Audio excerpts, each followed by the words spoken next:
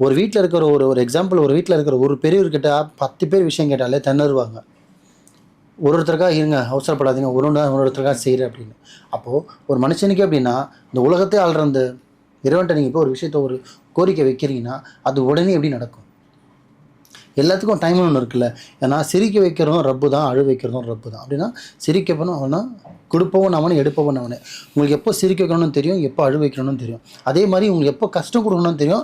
அதுலருந்து எப்போ உங்கள மீட்டு விடுறதுன்னு உனக்கு தெரியும். ஸோ எல்லாமே அவனது தான். நம்மகிட்ட ஒண்ணும் கிடையாது. அப்படின்னும்போது, நம்ம ஆளுங்கிட்ட பொறுமை கிடையாது. அதனால எக்ஸாம்பிள் பார்த்தீங்கன்னா, இப்போ ஒரு பிரச்சனை இருக்குன்னா, ஃபர்ஸ்ட்டு அவங்களுக்குள்ள அத ஃபேஸ் பண்ணி பார்ப்பாங்க. முடியலன்னா, பரிகாரம் மாரி இப்ப எங்கள மாரி ஆள்ட்டயோ, இல்ல என்கிட்ட வந்து பரிகாரம் பண்ணுவாங்க. என்கிட்ட அல்லாவோட கிருபையால பரிகாரம் பண்ணி மிஸ் ஆனதில்ல. லேட் ஆகுமே தவிர நான் விட மாட்டேன். எப்படியாவது முடிச்சுருவேன். சில பேர்ட்ட போய் நான் போனா பரிகாரம் பண்ணி நடக்கலன்னு வச்சுங்களேன், அதுக்கப்புறம் இல்ல, நடக்கவே இல்ல, முடியவே இல்லன்னு சொல்லிட்டு சோர்வடைஞ்சிறது, வாழ்க்கையே அவங்கள மாத்தி யூஸ் பண்ணிக்கிறது, அந்த மாரி போயிடுது. ஆரம்பம்னு ஒண்ணு இருந்தா முடிவுன்னு ஒண்ணு இருக்கு.